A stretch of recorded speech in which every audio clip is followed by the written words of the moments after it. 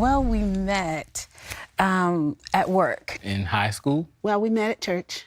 Our first conversation together was on the phone. Yeah, he did. He sent me a random message out of the blue. It was very deep and philosophical. I'm like, okay, he's gonna do it. He's gonna do it. And he's like, no, I'm not gonna be able to do it. I'm like, really? I thought he was cute, but he made a bad first impression. What happens when God is the center of your love story? The Love Seat.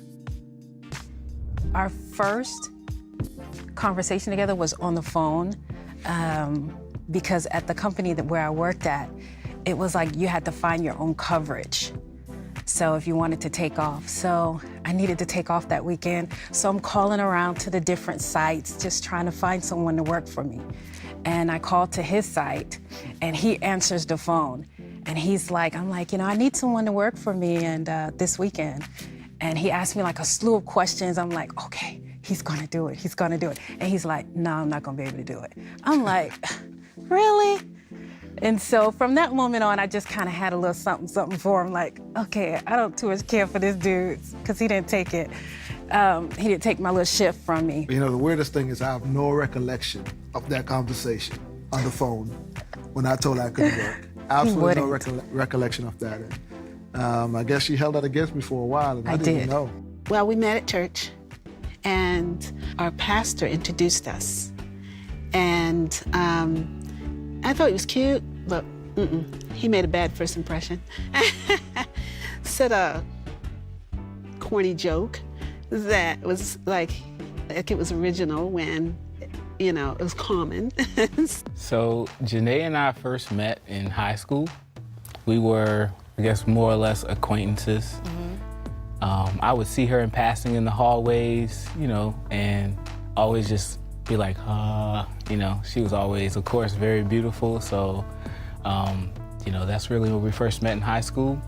And yeah, so we were in different classes all throughout high school, so we didn't really ever spend more than 10 minutes together when we did interact with each other.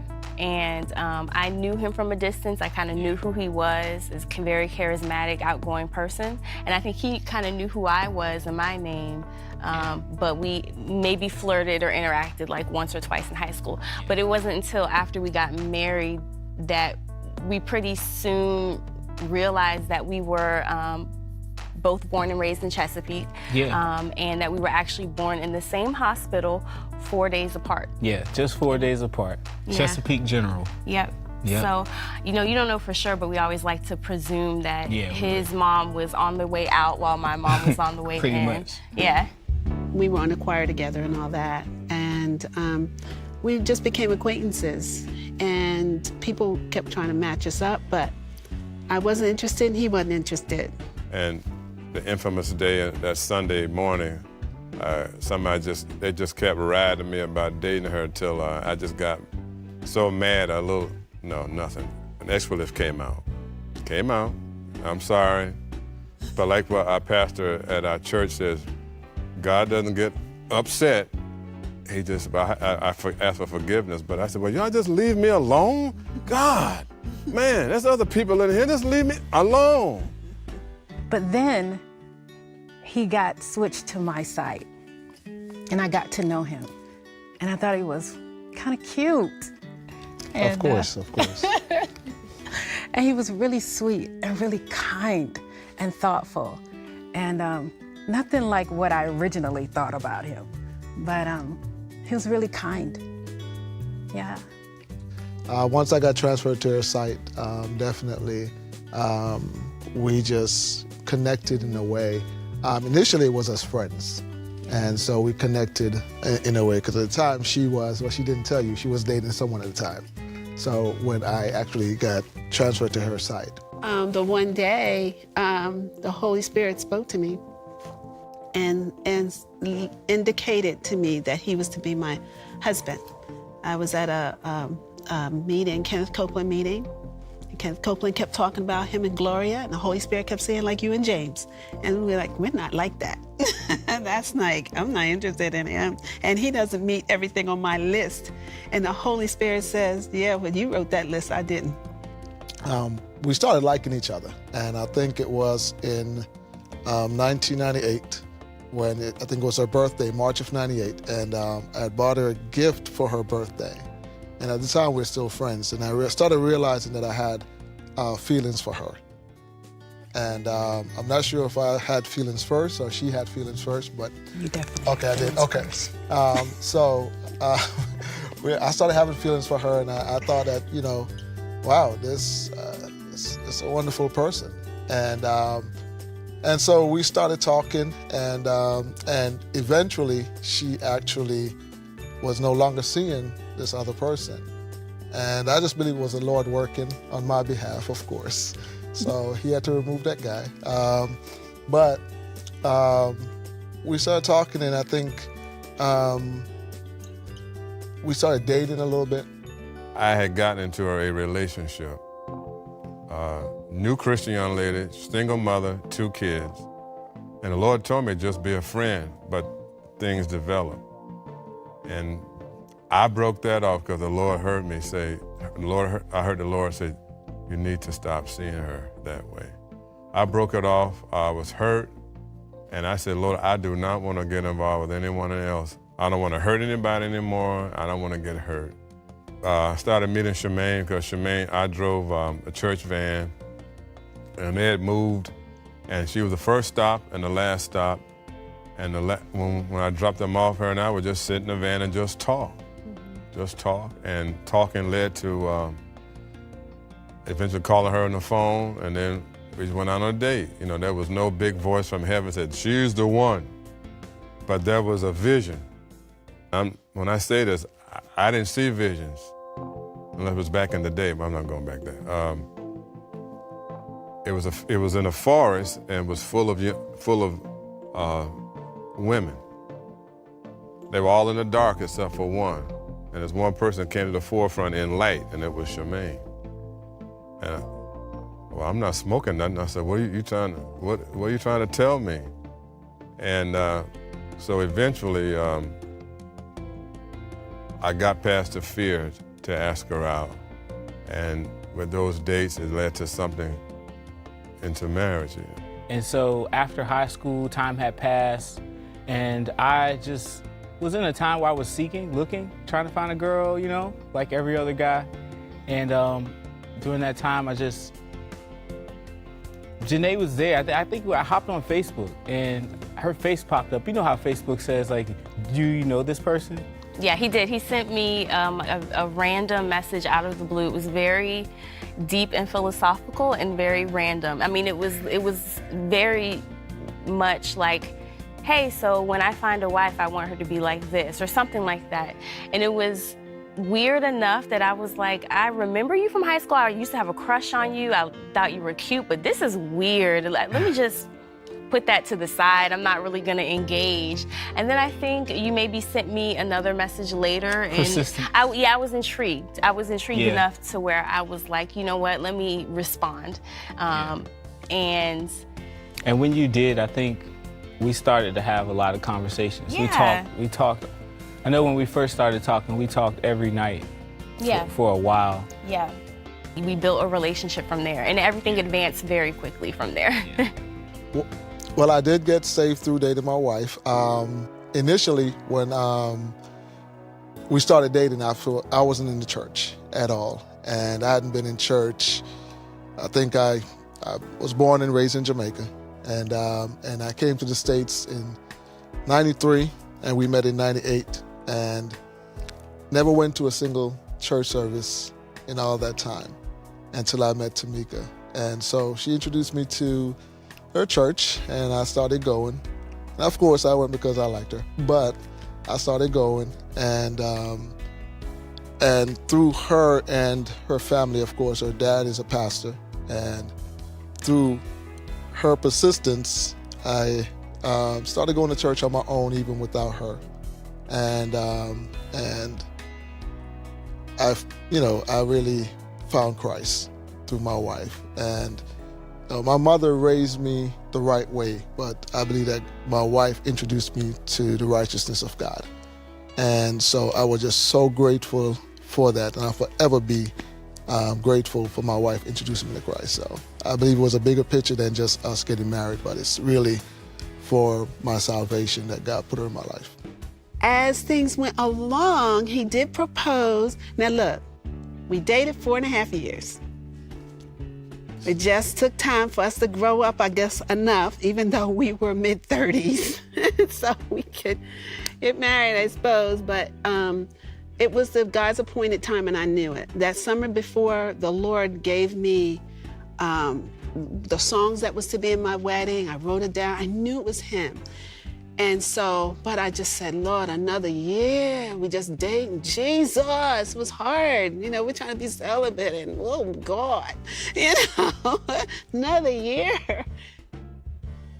So anyway, he did propose, and our life has been a life of faith. He had a 20-hour-a-week job. I don't suggest ladies do this, but anyway, I knew we heard from God, and I knew it was his timing. He had a 20-hour-a-week job, minimum wage, and he proposed, and he didn't have a ring. And I know the ladies are like, what? They ain't had no ring, what? But I knew God had called us, and I knew the Lord was going to provide. I came back from winter break, and we actually started spending time together. It did not take long before we were having sex. And we kept saying, you know what, we're not going to continue to do it, but Yeah. it happened, and I wouldn't even say it happened a lot, but it happened. No, it didn't. But enough times, obviously. Enough times that we were pregnant, okay? Yeah. Within like maybe 3 or 4 months of us really First developing a real relationship. Yeah. Yeah. But I didn't necessarily have like the practical skills of how to practice celibacy when you are in a room with someone that you're sexually attracted to. So for me, the most I did was I just didn't date. You know, I had people that were interested in me.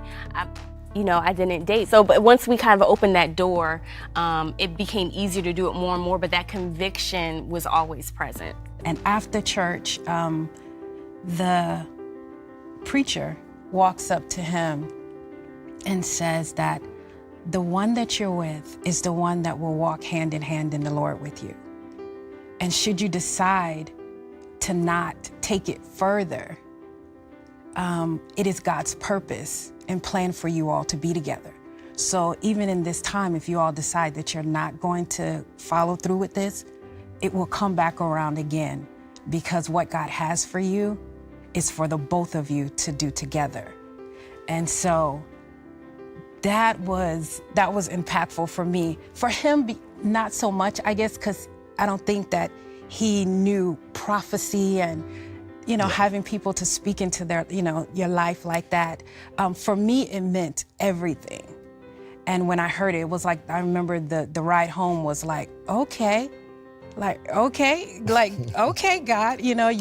it's gonna go down like this. Like, you got a plan A and a plan B for me, so this is the one.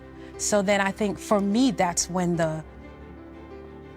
for sure, I guess, official wedding thing kind of tugged at my heart. Like, okay, I think I want to do this. God is saying that, this is the one, and he got something good for me and for him. Like, ooh, this is gonna be good.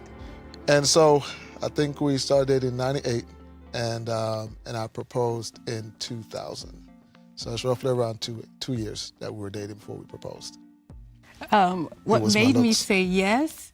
The prophecy, I'm pretty sure, it was in the back of my mind, and definitely in my heart. But I guess I just got to know him, and I just fell in love with him. He said it was his good looks. Of course. Yeah. My charm. Yeah. His charm, his kindness, his heart. And my It was never a question that there would, be anything but absolutely yes. It was always going to be yes. We got engaged, and then 6 months later we were married. But in between that, he got a little weak in the knees and a little tried to backpedal a little bit. And so we had to have a meeting of the minds. Fist. So he said, I won't go into all the backstory, but I said to him when I realized he was backpedaling right before I had to pay the caterers, I said, you have to poop or get off the pot. That's just it. This is it.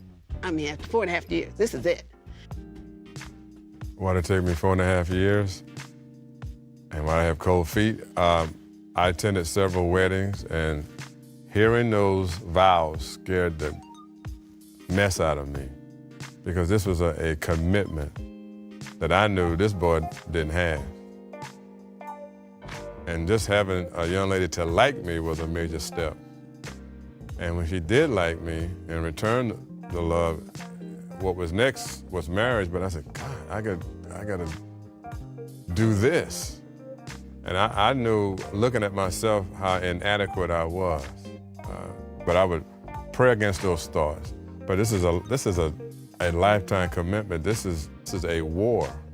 Marriage is a war. It's not warring against each other, but Satan hates marriage. And he'll do anything he can to break up or divide a marriage. And I realized that early. So instead of fighting, I got scared. And that's what took so long. I just got scared. And then I shared with him that when you go to a grocery store, the door doesn't open till you walk up to it. And this was the kind of thing I knew God was going to provide, and we just had to walk up to it. And sure enough, because we were on our way to Western North Carolina to see his mom and dad. And soon as we got there, we just got out the car. His mom came up to the car and said, "How much money you need?" "But you need money for a ring, right? What else you need?" She had saved money for him since he was a kid. I broke down and cried. First I went to her, I said, "Did the Jones pipeline happen from Greensboro to Asheville? The aunt and uncles get together and said, we got to push that boy to get married." She said, No. I just started saving for you when you were a child. And I had no idea. For us, I think our path was, okay, we were unmarried and we had sex. We also had conceived a child. And I think our next move was to get married. And I don't always say, hey, okay, that's the next step, but for us to do what our hearts really were focused on, which was pleasing God, of course. And God, of course, His grace and forgiveness, so we walked into that. Yeah. And marriage was definitely the next thing. And so I would say the way to remove the shame is to get the ring, But there was, in my case, there was a good amount of time before we just to rewind a little bit, some practical things that we did when we started having sex, we knew it wasn't the right thing, is I stay connected with my church. Yeah. I tried to invite accountability in, and because we didn't even live in the same city at the time, so sometimes it was just a matter of, okay, stay home, don't come visit me this weekend. And it was on, when he did come, we might have slipped up, but it was surrounding ourselves with people who we knew would help hold us accountable. And when we did conceive, we really did throw ourselves into more accountability. Really. Yeah. And so we just didn't see each other. I mean, he would come visit every month or so. Yeah. And at that point, we were working towards building something. So we got married at 21. Yeah, a lot happened that year. 21, we graduated from college, had our son, and got married by the end of that year. It's been a process. We've been married now 27 years.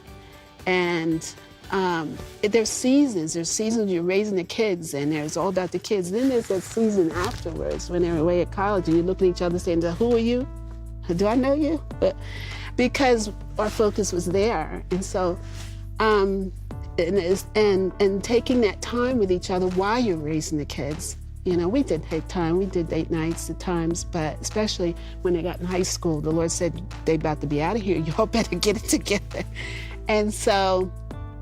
Yeah, love is key. Forgiveness is key. Communication, talk about it. it's been good for me. I think it's been good for each of us. We've grown up as God has taught us how to love.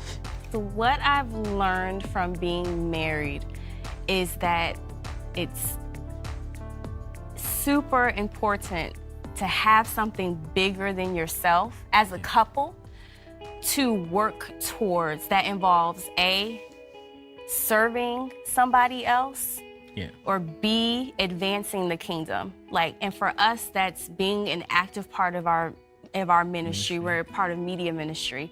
That's operating a business together. That's sometimes hosting life groups. Those things causes us to instantly get out of any argumentative state we might be in, because we have work, there's work to do. I guess as you try to lead your family, your household, your wife, your kids, I've learned that leading is not pointing, and it's not talking even. Leading is really doing, action, and also support, encouraging, and that's the key thing, is learning that leadership is really a support. It's really a foundation and not a cloud over your head who's telling you the right way to go. It's more like a guide, a support. The first, for me, it would be just make sure, for someone who's desiring to get married, make sure you have premarital counseling. I strongly recommend that. Premarital counseling with your pastor or a trusted advisor, but definitely get some premarital counseling to make sure that you're marrying the person that God has for you. That is so important. And once you commit once you made the decision to get married, commit to it. It's for life. And it doesn't matter what you're going through. I just believe that we serve a God that is able to bring you through it all. And if you love each other and you commit to each other, there's nothing, absolutely nothing, that you cannot conquer.